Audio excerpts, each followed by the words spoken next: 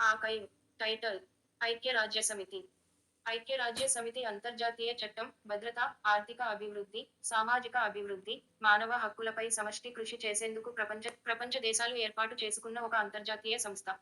మొదటి ప్రపంచ యుద్ధం తరువాత ఏర్పాటు చేసిన నానాజాతి సమితి, లీగ్ ఆఫ్ నేషన్స్, రెండవ ప్రపంచ యుద్ధాన్ని నివారించుటలో విఫలమగుటచే దానికి ప్రత్యామ్నాయముగా 1945లో ఐక్యరాజ్య సమితి స్థాపించబడింది.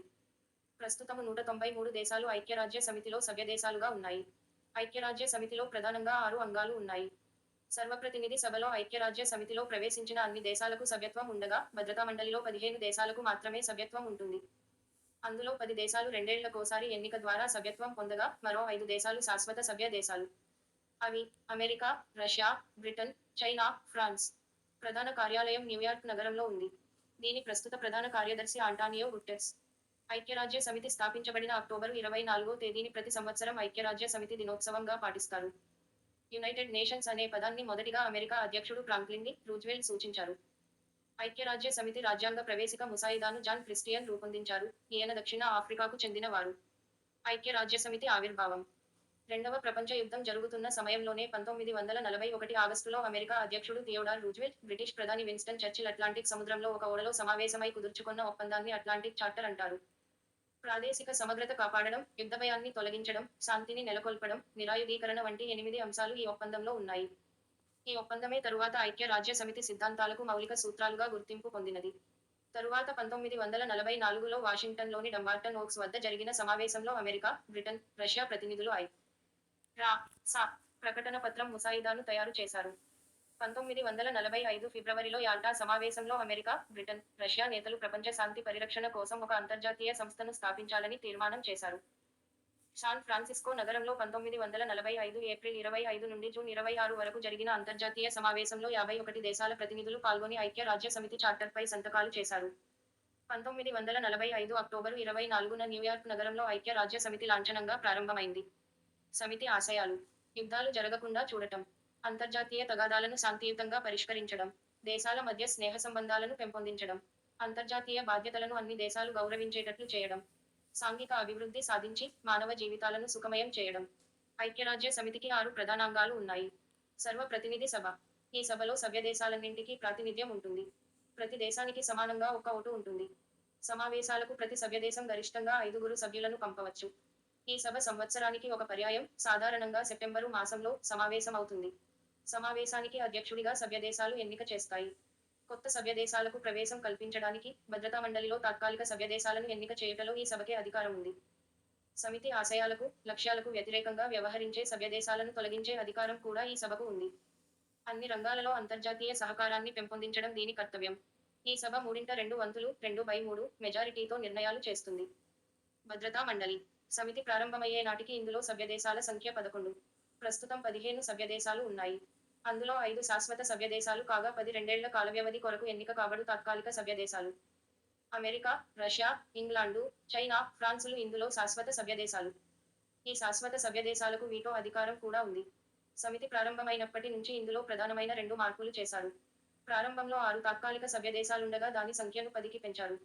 వీరిలో ఆసియా, ఆఫ్రికా దేశాల నుండి 5, లాటిన్ అమెరికా దేశాల నుండి 2, పశ్చిమ ఐరోపా నుండి 2, తూర్పు ఐరోపా నుండి 1 ఎన్నికవుతుంటారు. నేషనలిస్ట్ చైనా స్థానంలో కమ్యూనిస్ట్ చైనాకు శాశ్వత సభ్యత్వం కల్పించారు. తాత్కాలిక సభ్యదేశాలను సాధారణ సభ ఎన్నిక చేస్తుంది. ఏ దేశం కూడా వరుసగా 2 పర్యాయాలు ఎన్నిక కారాదు. దీనికి అధ్యక్షుడు ప్రతి మాసము మారుతుంటాడు. భద్రతా మండలి తన ఆదేశాలను పాటించని రాజ్యాలపై ఆంక్షలు విధిస్తుంది. సైనిక చర్య కూడా చేపట్టే అధికారం ఉంది. సచివాలయం. స సచివాలయ కార్యాలయం. ఇది స వ్యవహారాలు నిర్వహించే కార్యనిర్వాహక విభాగం. దీని ప్రధాన కార్యాలయం న్యూయార్క్ నగరంలో ఉంది. ఇందులో 10,000కు పైగా ఉద్యోగులు పనిచేస్తారు. సచివాలయానికి ప్రధానాధికారిని సెక్రటరీ జనరల్ అంటారు. స కి దాని వివిధ విభాగాలకు, అనుబంధ సంస్థలకు అవసరమైన సమాచారము, అధ్యయనం, సదుపాయాలు వంటి విషయాలు సచివాలయం ఆధ్వర్యంలో నిర్వహింపబడతాయి. ఉద్యోగుల ప్రతిభ, నిజాయితీ, పనితనం, వివిధ ప్రాంతాలకు ఉచితమైన ప్రాతినిధ్యం అనే అంశాలు ఈ ఉద్యోగుల ఎంపికలో ముఖ్యమైన విషయాలని స చార్టర్లో వ్రాయబడింది. స శాంతి సైనిక దళాలను బ్లూ హెల్మెట్స్ అంటారు. ధర్మకర్తృత్వ మండలి. కొన్ని పాశ్చాత్య దేశాల వలస పాలన క్రింద కొనసాగిన భూభాగాల ప్రయోజనాలను కాపాడడం ఈ మండలి లక్ష్యం. ఇక్కడి ప్రజలను స్వీయ ప్రతిపత్తికి లేదా స్వయం పాలనకు లేదా స్వాతంత్ర్యానికి సిద్ధం చేయడం ఈ మండలి బాధ్యత. ఇది సంవత్సరానికి 2 సార్లు సమావేశమవుతుంది. ఇందులో 3 రకాల సభ్యత్వాలు ఉన్నాయి. ధర్మకర్తలుగా కొన్ని దేశాలను పాలిస్తున్న దేశాలు, భద్రతా మండలిలో శాశ్వత సభ్యత్వం కలిగిన దేశాలు, 3 ఏళ్ల కాల పరిమితికి ఎన్నికైనవి. ఆర్థిక, సాంఘిక మండలి. ఇది సాధారణ సభ ఆధ్వర్యంలో పనిచేస్తుంది. ఇందులో 54 మంది సభ్యులుంటారు. ఈ మండలి ఏటా 2 సార్లు సమావేశమవుతుంది. ప్రజల జీవన స్థాయిని మెరుగుపరచడం, విద్య, సాంస్కృతిక, ఆరోగ్య రంగాలలో అంతర్జాతీయ సహకారానికి కృషి చేయడం, మానవ హక్కులను సమర్థించడం వంటివి ఈ మండలి ఆశయాలు. అంతర్జాతీయ న్యాయస్థానం. అంతర్జాతీయ న్యాయస్థానం సాధారణంగా ప్రపంచ న్యాయస్థానం గా పిలువబడుతుంది. ఐక్యరాజ్యసమితి యొక్క ప్రాథమిక తీర్పులను ప్రకటించే అంగం. దీని కేంద్రం నెదర్లాండ్లోని హేగ్ నగరంలో గల శాంతి సౌధంలో ఉన్నది. దీని ప్రధాన కార్యక్రమం సభ్యదేశాల ద్వారా సమర్పించబడిన న్యాయపర వాదనలు ఆలకించడం, తీర్పు చెప్పడం. అంతర్జాతీయ న్యాయస్థానం, అంతర్జాతీయ క్రిమినల్ కోర్టు రెండు వేరు వేరు సంస్థలు. వీటి రెండిటికి ప్రపంచ పరిధి ఉంది. 1945లో ఐక్యరాజ్యసమితి చార్టర్ ఆధారంగా స్థాపించబడింది. 1946 నుండి పనిచేయడం ప్రారంభించింది. ఇది permanent court of international justice వారసురాలు. ఐక్యరాజ్య సమితి అనుబంధ సంస్థలు. ప్రత్యేక ఒప్పందాల ద్వారా ఏర్పడిన ఐక్యరాజ్య సమితి అనుబంధ సంస్థలు అంతర్జాతీయ ఆర్థిక, సామాజిక, సాంస్కృతిక, విద్య, వైద్య రంగాలలో పనిచేస్తుంటాయి. ఐక్యరాజ్య సమితి అంగాలలో ఒకటైన ఆర్థిక, సామాజిక మండలి ఈ అనుబంధ సంస్థలకు సహాయ సహకారాలు అందిస్తుంది. 1 ఐక్యరాజ్య సమితి విద్య, వైజ్ఞానిక, సాంస్కృతిక సంస్థ యునెస్కో. ఈ సంస్థను 1946 నవంబరు 4న స్థాపించారు. దీని ప్రధాన కార్యాలయం పారిస్లో ఉంది. విద్య, విజ్ఞానం, సంస్కృతి రంగాలలో అంతర్జాతీయ సహకారానికి, ప్రగతికి, శాంతియుత సంబంధాలకు ఈ సంస్థ కృషి చేస్తుంది. దీని ప్రధాన అంగాలు 3. ఇవి తన పాలసీల తయారీ కొరకు, అధికార చెలామణి కొరకు, దైనందిన కార్యక్రమాల కొరకు పాటుపడుతాయి. 1. సాధారణ సభ జనరల్ కాన్ఫరెన్సు. 2. కార్యనిర్వాహక board executive board. 3. Mantralayam secretariat కార్యనిర్వాహక బోర్డు సాధారణ సభచే 4 ఏండ్ల కొరకు ఎన్నుకోబడుతుంది. మంత్రాలయం దైనందిన కార్యక్రమాలను, దీని పరిపాలనా బాధ్యతలను చేపడుతుంది. దీని డైరెక్టర్ జనరల్ 4 ఏండ్ల కాల పరిమితికి ఎన్నుకోబడతాడు. దీనిలో 2100 మంది సిబ్బంది ఉంటారు. 3/2 సిబ్బంది పారిస్లోనే తమ కార్యక్రమాలను నిర్వహిస్తారు. మిగతా వారు ప్రపంచంలోని పలు దేశాలలో గల యునెస్కో కార్యాలయాలలో తమ కార్యక్రమాలను నిర్వహిస్తారు. ప్రపంచ ప్రజల జీవన ప్రమాణాలు పెంచడానికి కావలసిన శాస్త్ర, సాంకేతిక రంగాలలో అభివృద్ధిని యునెస్కో ప్రధానంగా ప్రోత్సహిస్తుంది. ఇందుకోసం న్యూఢిల్లీ, కైరో, జకార్తా, మాంటెవిడియో, వెనిస్ లలో కార్యాలయాలున్నాయి. ప్రస్తుతం యునెస్కోలో 192 దేశాలకు సభ్యత్వం ఉంది. 2 ఐక్యరాజ్య సమితి అంతర్జాతీయ బాలల అత్యవసర నిధి లేదా ఐక్యరాజ్య సమితి అంతర్జాతీయ బాలల అత్యవసర నిధి యునిసెఫ్ లేదా యుఎన్సిఎఫ్ 1946 డిసెంబరు 11న ఈ సంస్థ ఏర్పాటైంది. ప్రధాన కార్యాలయం న్యూయార్కు నగరంలో ఉంది. ప్రస్తుతం దీని పేరులో అంతర్జాతీయ అత్యవసర అనే పేర్లను తొలగించి ఐక్యరాజ్య సమితి బాలల నిధి అని వ్యవహరిస్తున్నారు. అభివృద్ధి చెందుతున్న దేశాలలో పిల్లలు, వారి తల్లుల జీవన ప్రమాణాలు మెరుగుపరచడానికి ఈ సంస్థ కృషి చేస్తున్నది. 3 ఐక్యరాజ్య సమితి అభివృద్ధి కార్యక్రమం యుఎన్డిపి. ఈ సంస్థ 1965 నవంబరు 22న స్థాపించబడింది. ప్రధాన కార్యాలయం న్యూయార్కు నగరంలో ఉంది. అభివృద్ధి చెందుతున్న దేశాలు వాటి సంపదను వృద్ధి చేసుకునేందుకు అవసరమైన శిక్షణ, వైజ్ఞానిక సహాయ కార్యక్రమాలకు ఈ సంస్థ నిధులు సమకూరుస్తుంది. 1990 నుండి యుఎన్డిపి ఏటా మానవాభివృద్ధి నివేదికను విడుదల చేస్తున్నది.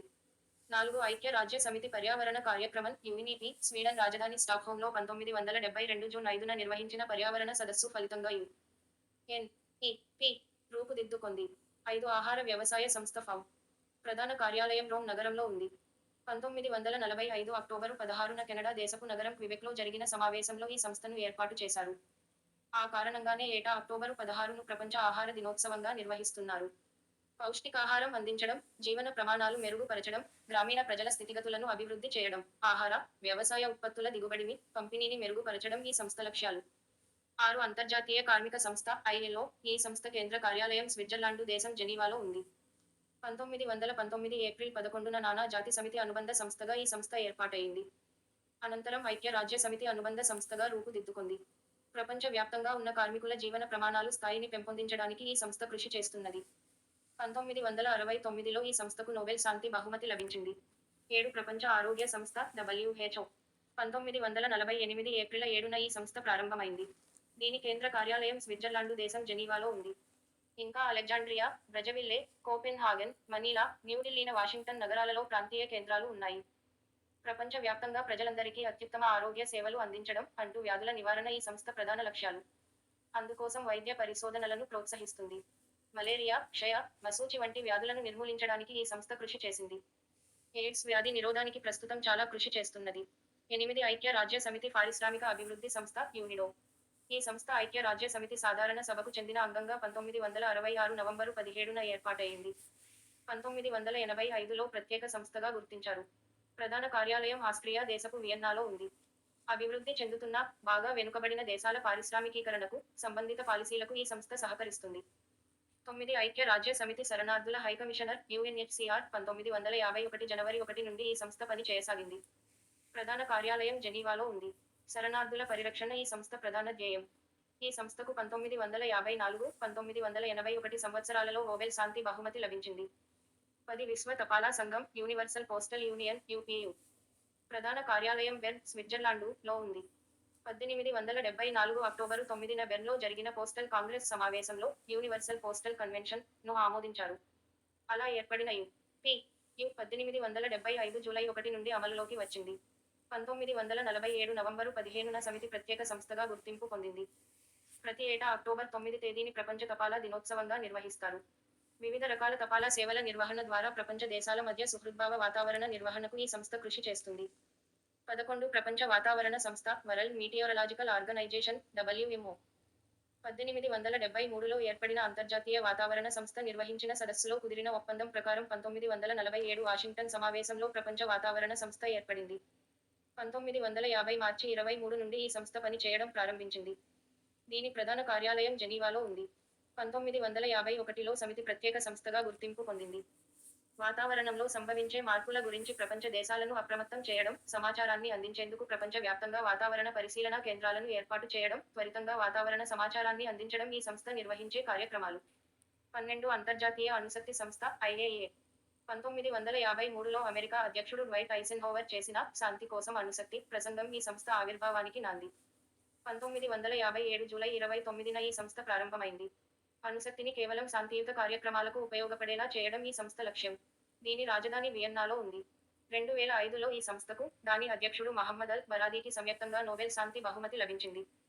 13 ఐక్య రాజ్య సమితి వాణిజ్య అభివృద్ధి సదస్సు UNCTAD. 1964లో డిసెంబరు 30న దీన్ని నెలకొల్పారు. ప్రధాన కార్యాలయం జెనీవాలో ఉంది. అభివృద్ధి చెందుతున్న దేశాలలో వాణిజ్యాన్ని ప్రోత్సహించేందుకు ఈ సంస్థ కృషి చేస్తుంది. 14 అంతర్జాతీయ టెలికమ్యూనికేషన్ యూనియన్ ITU.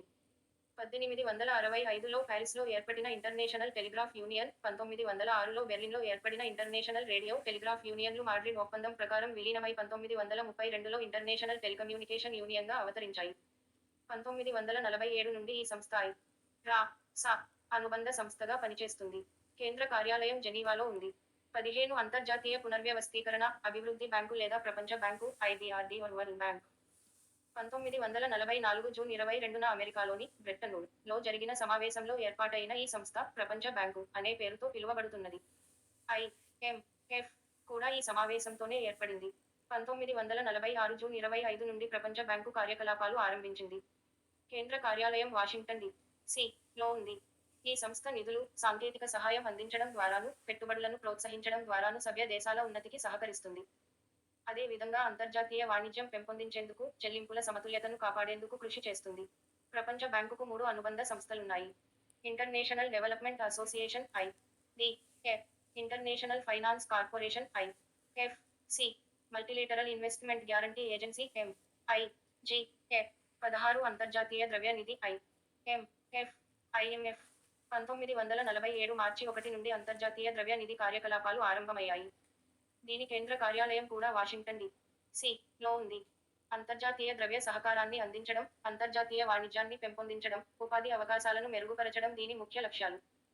మహిళలకు సమాన అవకాశాలు కల్పించేందుకు ఉద్దేశించిన కార్యక్రమాల పర్యవేక్షణ కోసం UN Women అనే కొత్త సంస్థను ఏర్పాటు చేస్తున్నట్టు ఐక్యరాజ్యసమితి ప్రధాన కార్యదర్శి బాన్ కీ మూన్ ప్రకటించారు. ఈ సంస్థకు చిలీ మాజీ అధ్యక్షురాలు మిషెల్ బాచెట్ నేతృత్వం వహిస్తారన్నారు. ఇవి కూడా చూడండి. Theme A